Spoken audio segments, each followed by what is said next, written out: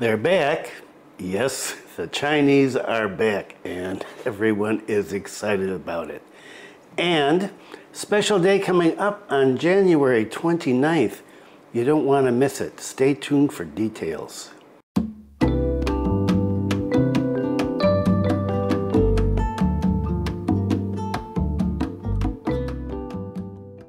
Selamat malam. Welcome to the latest news from Bali in Indonesia. This is January 25th, 2023, and my name is Bruce.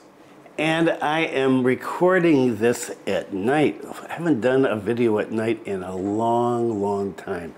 But I've got a gut feeling that some stuff is going to happen tomorrow. I don't know what, but I've got a gut feeling, and so I want to get the videoing done right now, tonight, while I've got a little time, and then some time for editing tomorrow. And so let's take a look. What is the weather like right now? It is a beautiful night. There are so many boats out in the ocean here fishing. Wow. And I love watching the lights out there. It is 27 degrees Celsius. Very nice, cool night.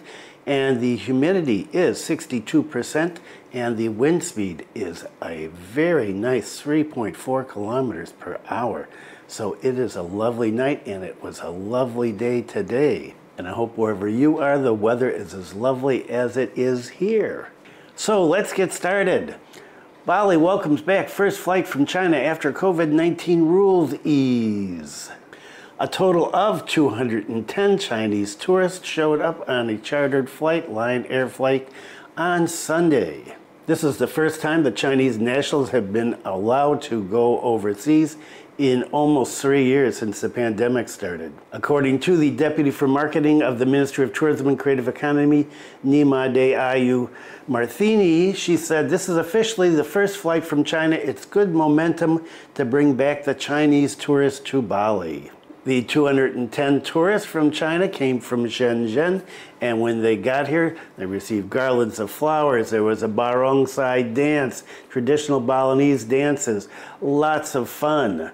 According to Marthini, the Indonesian government has set a target of attracting 255,300 tourists from China coming to Indonesia this year. However, she said she hopes that the number will be exceeded if possible. How did they come up with the 300? Well, Indonesia comes up with some strange numbers sometimes. According to the information that she's received, the government of the People's Republic of China would also like to allow group tours to visit Indonesia starting on February 6th. And more on group tours in just a minute. Bali's governor said that he hopes that the return of Chinese tourists will help get Bali back to normal in terms of tourism.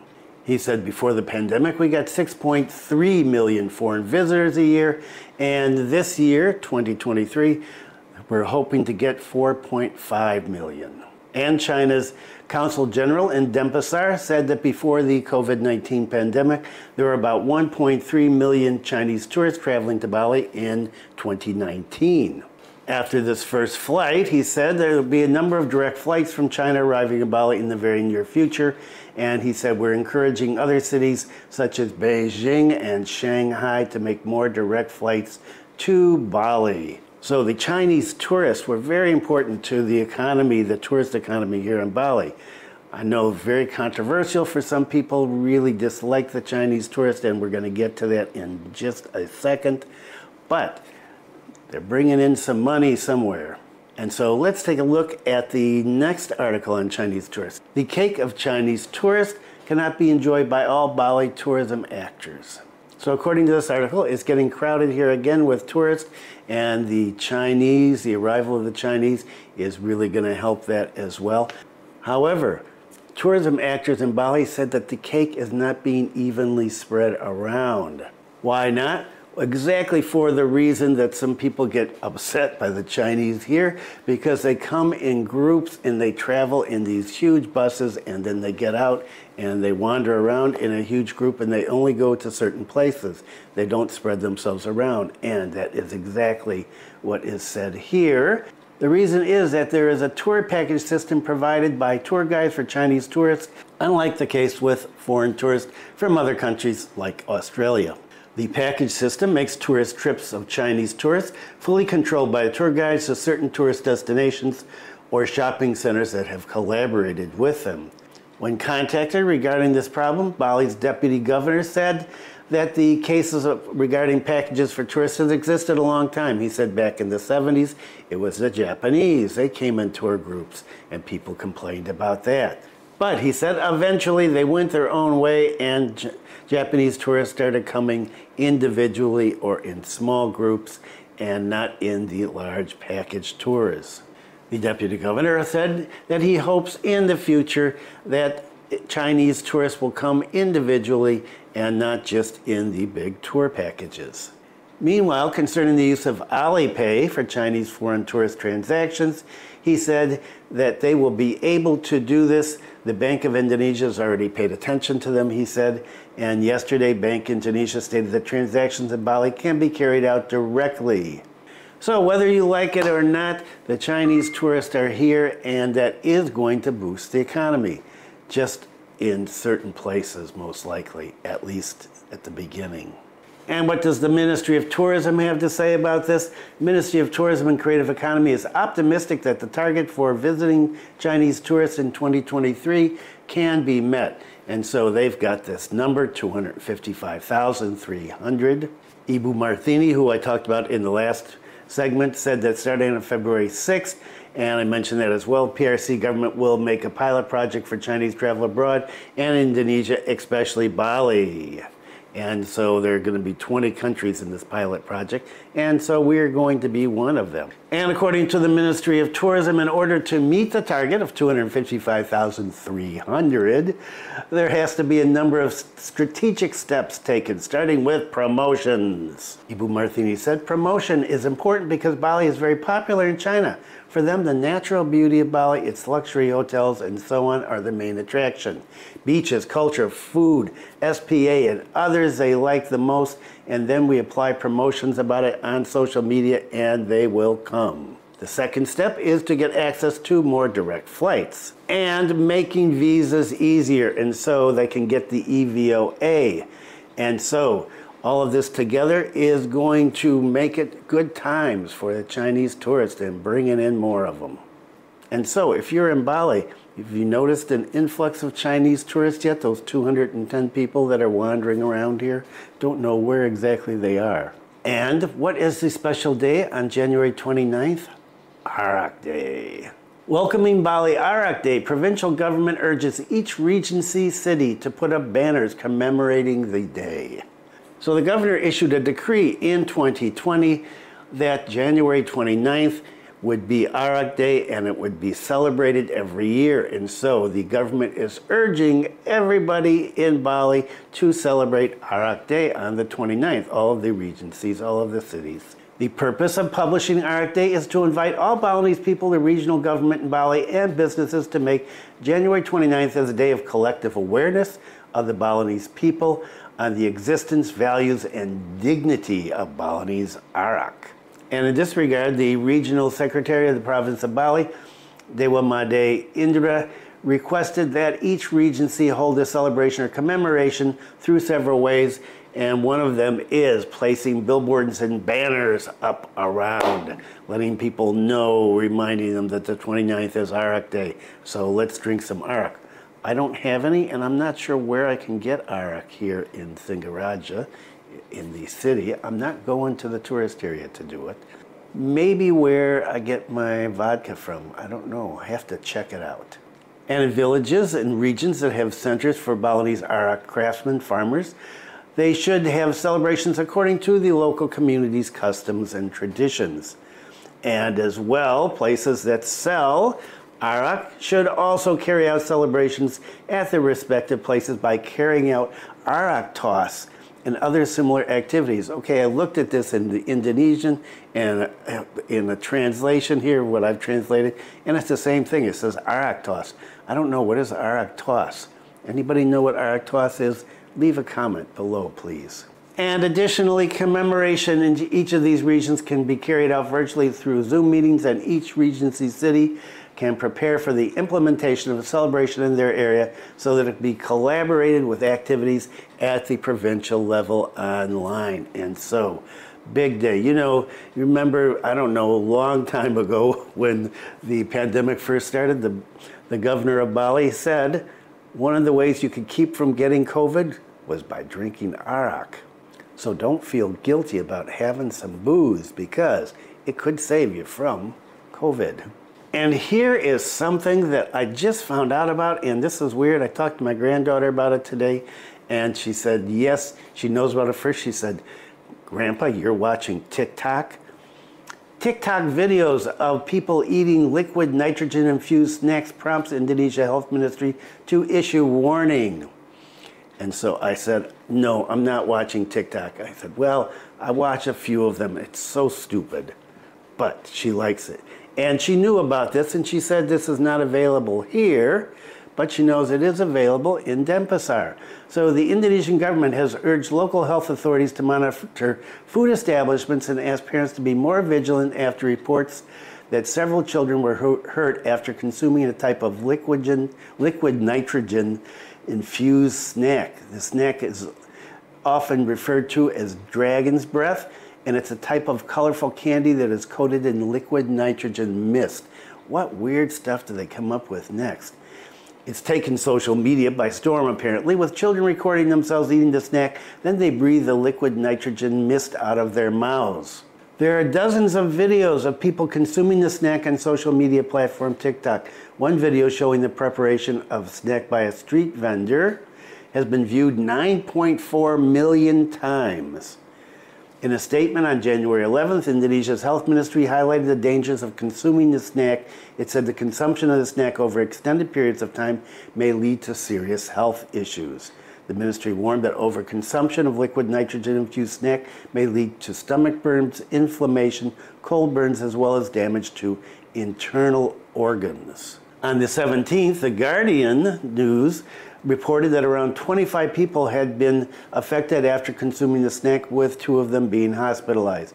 The Indonesian Health Ministry Director for Environmental Health said that there have been at least 9 confirmed cases of injuries this year after children consumed the snack. According to the Jakarta Post, the country's first known medical case involving the snack was in East Java's Ponorogo Regency in July last year. There were cold burns on the child's skin after the child had eaten the snack. Earlier this month, the health ministry issued a circular instructing regional administrations and local health agencies to oversee food products that use liquid nitrogen. However, there is no ban on this. According to the circular, restaurants are required to disclose to their customers whether their food items contain liquid nitrogen. Those serving food products containing the chemical will also need to be placed under local health agency supervision. The health ministry has also advised schools to educate their students about the dangers of the snack, while street food vendors are discouraged from selling the viral product. TikTok is one of the weirdest places in the world. And so if you have children or grandchildren, or your friends have children or grandchildren, this is something you should bring up with them. Sucking up liquid nitrogen is not a good idea. And COVID, I haven't talked about COVID in a while. Why? Because, well, COVID is really not an issue here, at least here in Singaraja. When I was at the Chinese New Year celebration the other day, video up here if you want to see that, or video up here if you want to see that, there were some people wearing masks, but most people were not wearing masks. Government offers second boosters for everyone aged 18 and above. The government's expanded its second booster rollout to the general public in an attempt to booster waning immunity after Indonesia lifted the pandemic curbs last month, or just at the turn of the year. And people aged 18 and over are eligible to get the first jab, their second booster dose, 6 months after receiving the first dose, according to the health minister. The health ministry said that eligible people wanting to get a second booster dose would not need to wait for a vaccine invitation to appear on the PL app, unlike previous arrangements for the primary and first booster rollouts. For now, records of the second booster dose will be entered manually to the system pending a PL app update. And There's local news, and I'm not going to cover these different regencies getting ready to do this rollout. And so if you want to get a second shot, second booster, you can do that. If you haven't had a second booster, you can get the first booster still. Epidemiologist Dickie Budiman, I haven't heard from him in a long time. If you follow this channel for the last couple of years since the pandemic started, you know I used to talk about Dickie Budiman all the time. I haven't talked about him in a long time. He's from Griffith University in Australia, and he said that it's the right time for the government to finally expand access to second booster shots because most people got their first booster done more than 6 months ago, or they haven't got it done. Various studies have suggested that immunity provided by COVID-19 vaccines wanes 6 months after administration. But Dickey also said the government should ensure that those at greater risk of COVID-19 infection take priority. That would be those with occupational risk, such as public sector workers or immigration and port officers, as well as teachers and us oldies. The latest expansion of eligibility to the general public comes at a time when the country's daily caseload has consistently been under the 1,000 mark since last December. Health authorities reported only 218 new cases on Sunday. And you know, I haven't done numbers in a long time just because they're harder to find these days. The current stretch of low COVID-19 cases also prompted the government to lift all remaining health curbs late last year. While infections have eased, the coverage of two-dose primary vaccination series for age groups has remained stagnant at around 70% since April 2022, and only 29% of the target population have received the third dose, despite having been eligible for it since the start of 2022. And here's a segment on Chinese New Year, and as I just said just a few minutes ago, if you want to see what's happening in Bulaling in Sigaraja for Chinese New Year, you can check out my video right up here. Chinese New Year as momentum to strengthen national solidarity, says the Vice President.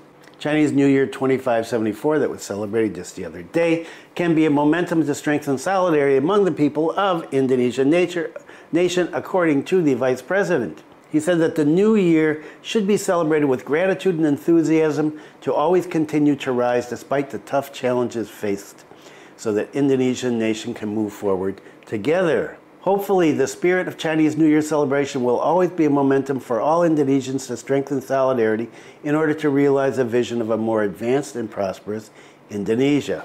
Why am I bringing this up? Because it's nice to see the Vice President, well-known Muslim scholar, talk about tolerance and congratulating the Chinese people on the Chinese New Year, because it was not that long ago that some right-wing Islamic organizations were saying that it was haram to welcome and to thank people and to congratulate people on their holidays, like Christmas, for example.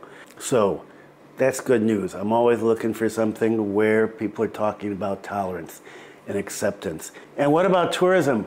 You know, I mentioned in the last video, I think, about how things are dangerous here, that people don't realize how dangerous things can be, like the ocean during this weather and the roads. Well, got more stuff here. The tourism office increases security on Kelingking Beach. Okay, Kelingking Beach, I guess, is in Nusa Penida. Never been there. And this step is being taken to prevent accidents to tourists, according to the head of Kelingking Tourism Office. He said for the time being, warning boards have been put up to prevent accidents during extreme weather. And there have been drownings and injuries, some tourists in the last couple of days over in this beach area. So, as I was saying, you've got to be careful. I know you're on vacation, you want to have a good time, but you've got to use some common sense. According to the head of Kelingking Tourism, he said they're going to work in collaboration with Kelingking BPBD and preparing to improve security facilities and Bala Vista officers. The tourism office installs safety fences and warning boards on beaches in Nusa Penida, which have a high risk of accidents. Among them, Devil Rear Beach, Kelingking Beach, Angel Billabong, Diamond, and Broken Beach. He said, we have also prepared warnings and announcements against swimming at Kelingking Beach. Accidents that's happened to tourists visiting Kelingking Beach and Nusa Penida have become the spotlight for council members. They're worried that many cases of accidents that befall tourists may have a negative impact on the tourism image of Nusa Penida. According to Marijana, installing warning signs not to swim is not enough. This Democratic politician suggested alerting duty officers to have them out maintaining the safety and comfort of tourists. Marijana emphasized that Nusa Penida is developing rapidly as a tourism sector, and that has to be balanced with good security management at every tourist destination. Officers on duty at tourist destinations in the Nusa Penida area are a vital necessity, he said. And good news for Garuda Indonesia lovers. Count me in. Garuda, world's most on-time airline. The Indonesian flag carrier Garuda Indonesia has been designated the most punctual global airline for 2022 by OAG FlightView. OAG FlightView is an independent UK-based research organization that evaluates and compares on-time performance of the worldwide airline industry. OAG FlightView records a 95.63% on-time performance by Garuda for 2022. This represents the best on-time performance achieved by Indonesian national flag carrier since 2019. According to the CEO of Garuda Indonesia, he said that amid the current situation of the aviation industry, especially during the past 3 years, he believes that the consistency of the quality service delivered by the airline represents a fundamental result that must be safeguarded. The acknowledgement of Garuda Indonesia's superior on-time performance precipitates an air of optimism that other goals can be achieved to improve service and security, including more than merely on-time performance. And what about some other airlines in this list? Well, I was looking for airlines that I have flown on, and well, there's just 3. There's Garuda, Japan, and Emirates.